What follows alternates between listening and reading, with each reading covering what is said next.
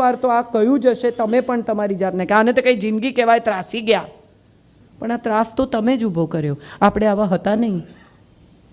જેમ વધુ સાધન આવતા ગયા, જેમ વધુ સગવડ આવતી ગઈ, એમ આપણે વધુ એકલવાયા અને કંટાળાજનક બનતા ગયા. તમે જુઓ, 4 જણા માતા પિતા, 2 બાળકો વેકેશન પર જાય. એરપોર્ટ પર જોયા છે કોઈ દિવસ 4 જણને સાથે? 4 પોતાના ફોનમાં હોય. કયું વેકેશન છે આ? પતિ પત્ની 2 જણા જમવા જાય અને પતિ એવું કહી દે સામે મેનુ આપીને, મંગાવતાર જે મંગાવું હોય. તો ઘરે જમો કે બહાર જમો, શું ફરક પડે? તમે બહાર સાથે એટલા માટે ગયા છો કે આજે તમારે રસોઈ ન કરવી પડે અને બંને જણા એકબીજાની સામે બેસીને એકબીજા સાથે વાત કરી શકે. નથી થતું આ બધું. અને માટે મારે આજે મારી વાત બહુ સિરિયસલી કહેવી છે કે લાઈફ કેટલી બચી છે એ અગત્યનું નથી. જે બચી છે ને એને બહુ જ સારી રીતે જીવવાનો પ્રયત્ન કરો, એવું જિંદગી તમને એના લવ લેટરમાં કહે છે. આપણી પાસે કેટલા વર્ષો બચ્યા છે એની ગણતરીમાં ના પડશો. હું બહુ લોકોને એવા ઓળખું છું કે જે કે હવે તો મોડું થઈ ગયું. ના, મોડું કદી નથી થતું. કેટલા લોકોએ ઉંમરો જોઈ. આ એક જ સંદેશો છે મારી ફિલ્મમાં કે કદી મોડું નથી થતું. રિટાયર થયેલી બાઈ એકલી ફરવા નીકળી છે. કેમ કે આ બધું મેં નથી કર્યું, મારે કરવું છે. અને છોકરાઓ સાથે લડી ઝઘડીને નથી નીકળી, અપમાન કરીને નથી નીકળી. મને આ કેરેક્ટરની સૌથી વધારે મજા એ વાતની આવી કે કડવી નથી, ખુશ મિજાજ છે. આ છે જિંદગીનો પ્રેમપત્ર. તમે સંઘર્ષમાંથી, કસોટીઓમાંથી, પ્રશ્નોમાંથી કોણ પસાર નથી થતું? ઈશ્વર પણ પસાર થયા છે. આપણા તમામ તીર્થંકરોએ પણ પોતાના ભાગની કસોટી પસાર કરી જ છે, પોતાના ભાગની પીડા સહી જ છે. તો કડવા થઈ ગયા. હવે આ દુનિયા ખરાબ છે, લોકો ખરાબ છે, અમારે કંઈ નથી કરવું, અમારે કોઈના માટે ભલું નથી કરવું. હવે આ દુનિયામાં કોઈનું ભલું કરવા જેવું રહ્યું જ નથી. એક માણસ છેતરી જાય એટલે તમે બાકીના બધાને એ જ લાકડીએ હાંકતા થઈ જાઓ છો. પ્લીઝ, જિંદગી તમને એના પ્રેમપત્રમાં લખે છે કે જેમ થોડા ખરાબ છે ને એમ થોડા સારા માણસો પણ છે. વિશ્વાસ રાખજો, મેં સારા પણ બનાવ્યા છે. શક્ય છે એકાદ ખરાબ તમને ભટકાયો હોય, પણ હજી સારા લોકો તમારા સુધી આવવાના બાકી છે. આપણે બધા જ આવા છીએ અને માટે કદાચ આપણને જિંદગી હવે પ્રેમપત્ર નથી લખતી. આપણને બધાને લાગે છે કે આપણે બધાએ સારું જીવવું છે, સ્વસ્થ જીવવું છે, મજાથી જીવવું છે. પણ એ સારું, સ્વસ્થ, મજાથી જીવવાની જે શરતો મૂકી છે ને જિંદગીએ, એ આપણે પાળવી નથી. પ્રેમ જોઈએ છે, આપવો નથી. સન્માન જોઈએ છે, આપવું નથી. વિશ્વાસ જોઈએ છે, આપવો નથી. અને બહુ જ બધા લોકો, હમણાં ગઈકાલે જ મારા એક બિલ્ડર મિત્રએ મને કીધું કે હું કરપ્શન નહીં કરું તો કોઈ કરશે, એમાં શું ફરક શું પડશે?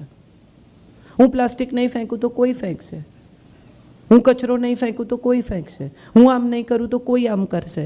પણ સવાલ એ છે કે જો કોઈ નહીં કરે તો કોણ કરશે? ચાલો સૌ સાથે મળીને એવું નક્કી કરીએ કે કોઈ નહીં કરે. શું છે પર્યુષણ? આપણે 8 દિવસ વ્યાખ્યાનમાળા કરીએ, આપણે 8 દિવસ પ્રતિક્રમણ કરીએ, 8 દિવસ બહુ ચુસ્તતાથી આપણે આપણા રૂટ્સ તરફ, આપણા મૂળ તરફ, આપણા ધર્મ તરફ પાછા વળીએ. તો આપણો મૂળ ધર્મ શું છે?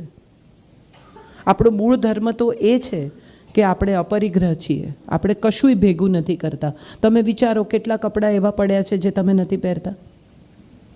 કેટલી વસ્તુઓ, કેટલા વાસણ, કેટલી ચીજો એવી છે કે જે તમે છેલ્લા 5, 10, 15 વર્ષથી અડ્યા નહીં હો, અને છતાં એ બધું તમે મૂકી રાખ્યું છે. એ વસ્તુઓની પણ એક એનર્જી છે. એવું કોઈ દિવસ માર્ક કર્યું છે કે જ્યાં એ વસ્તુ પડી છે ત્યાં એક એનર્જી ક્રિએટ થાય છે, અને એ ક્લટરની એનર્જી છે, કચરાની એનર્જી છે, એ ભેગું કરેલી નકામી ચીજોની એનર્જી છે, જે નેગેટિવ એનર્જી છે. ફેંગ શુઈ, ચાઇનીઝ જે વાસ્તુકલા છે, એ એમ કહે છે કે વસ્તુઓને દર 1 વર્ષમાં 27 વખત એની જગ્યાએથી ખસેડી લેવી જોઈએ, 27 ટાઈમ્સ. આ તમે ટેબલ અહીંયા રાખો છો, અહીંયા ને અહીંયા પડ્યું રહે તો એનામાં જડત્વ આવે છે. ચૈતન્ય ક્યાં છે? મૂવમેન્ટમાં. પાણી વહેતું રહે તો ગંધ ન આવે, પણ જો વહેતું ન રહે તો તરત પાણી ગંધાવા માંડે. કેમ? કારણ કે જડત્વ આવે છે.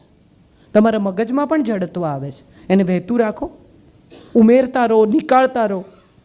લોકો પાણી ભરે, વરસાદનું પાણી આવે તો એ રિસાયકલિંગ છે. તમારા મગજમાં પણ આ 5 તત્વોનું રિસાયકલિંગ થતું રહેવું જોઈએ, જે નથી થતું. હવે આપણે બધા એક જ દિશામાં વિચારતા થઈ ગયા છે. જિંદગી બહુ જ કિંમતી છે. એવી સમજણ મોડી પડે ને એના કરતાં આજે હમણાં પડે તો સારું. અચોર્ય શું છે? ચોરી ન કરવી એટલે શું? કોઈના ઘરેથી વસ્તુ ન ઉઠાવવી? ના, ચોરી ન કરવી એટલે વિચારોની પણ ચોરી ન કરવી. આજે મારા મનમાં જે વાત આવી છે એના ઉપર હું લાંબો વિચાર કરીને એ વિચારને કોઈ ચોરી કરી લઉં એ પહેલાં હું મારા વિચારને મારી રીતે એને મોટો કરીને, એને એનાલાઇઝ કરીને એમાંથી બહાર કાઢું કશુંક. એ ચૈતન્ય છે. એક વિચાર આવ્યો, ગયો. નવો વિચાર આવ્યો, ગયો. અને તમે વિચાર કરો, આપણે વિચાર કરવાનું જ બંધ કરી દીધું છે. આ ફોન જે આપણી પાસે હમણાં આવ્યા છે, કાળા ચકરડાવાળા ફોન હતા, ખબર છે બધાને? કેટલા નંબર મોઢે યાદ રહેતા હતા. અને હવે તમને ધીરે ધીરે આ માનસિક ચોરી છે, યાદ ન રાખવું એ તમને સરળ, લખી લો, ફોટો પાડી લો. તમને મળેલી સંપત્તિને તમે નથી વાપરતા, એ પણ એક વિચિત્ર પ્રકારની ચોરી જ તો છે. તમને સંપત્તિ મળી છે, બ્રેન.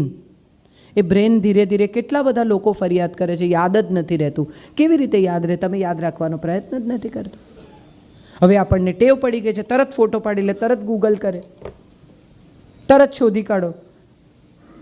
મહેનત નામની ચીજમાંથી આપણે નીકળતા જઈએ છીએ. અને કદાચ એટલે સૌથી મોટો પ્રશ્ન એ સર્જાયો છે કે આપણે મહેનત નથી કરતા, માટે એનું ફળ નથી મળતું. શું છે મહેનતનું ફળ? બહુ મહત્વની વાત છે. મહેનત એટલે માત્ર પૈસા કમાવાની મહેનત? મહેનત એટલે માત્ર બહાર જઈને ગુણ ઉંચકવા, જીમમાં જવું, શરીરમાં મહેનત કરવી? બુદ્ધિ પણ મહેનત કરાવે છે. યાદ રાખવાની મહેનત. બીજા લોકોની સાથે કેટલા આટલા આ બાળકોને હવે ફર્સ્ટ કઝિન નથી ખબર, બધા અંકલ થઈ ગયા. કોઈ એક જમાનામાં મામા, કાકા, ફુવા, માસા આપણને ખબર હતી. હવે બધા અંકલ છે, બધી આંટીઓ છે, માસી છે, કાકી છે, ફોઈ છે, દાદી છે, નાની છે, નાનું. એક હવે નવો ટર્મ આવ્યો છે, પાપા, બાપુજી, પિતા. કેવા સુંદર સંબોધન. એ બધું હવે જૂનવાણી થઈ ગયું છે. ડેડ. મને તો DAD જ વંચાય. જેટલી વાર ડેડ કે ને એટલી વાર મને ડેડ જ લાગે. છોકરા ઈચ્છે જ છે કે આ ડેડ થાય તો મને સંપત્તિ મળે, એટલે ડેડ કરે છે કે ડેડ થાવ તો પૈસા મળે, ડેડ થાવ તો પૈસા મળે. છેલ્લી વાત જે મારે સૌને કહેવી છે એ છે કે આપણે બધા જ જાણે અજાણે આપણી લાઈફને તિરસ્કારતા થઈ ગયા છે. જે મળ્યું છે એનો આભાર માનવાને બદલે સતત એક તિરસ્કારની, કડવાશની, નકારાત્મકતાની ઉર્જામાં ધીરે ધીરે એટલા બધા પ્રવેશી ગયા છીએ કે આપણે પોતે જ એક નેગેટિવ એનર્જી બની ગયા છે. કદી નોંધ્યું છે? આ મુંબઈમાં રહેનારાએ તો હું જેટલી વાર આવું છું એટલી વાર નોંધું છું, ને તમે પણ નોંધ્યું હશે, અહીંયા તમને ચહેરા પર સ્માઇલ સાથે લોકો જ નથી દેખાતા. માર્ક કર્યું છે કોઈ દિવસ?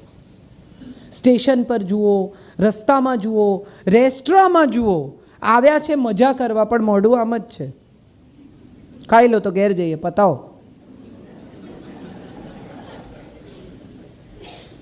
બહારગામ ગયેલા લોકો, લોનાવલા ફરવા ગયેલા, અહીંયા શું જોવાનું છે? ચલો ને ભાઈ, હવે અહીંથી ફોટા પાડી લીધા. કશાયમાં મજા ના આવે એવી કેવી જિંદગી થઈ ગઈ છે. કોઈ ચીજમાં મજા નથી આવતી. તમે વિચારી જોજો મારી વાત ઉપર, અને મને વિશ્વાસ છે કે વિચાર્યા પછી તમે સહમત થશો. આપણો પ્રશ્ન એ છે કે આપણને કોઈ ચીજમાં મજા નથી આવતી, અને જે મળે એ ઓછું પડે છે. અને કદાચ એટલે જ હવેના નવી પેઢી જે આ ડ્રગ્સની દિશામાં ધકેલાઈ છે, જે મારો છેલ્લો મુદ્દો છે, એ એટલા માટે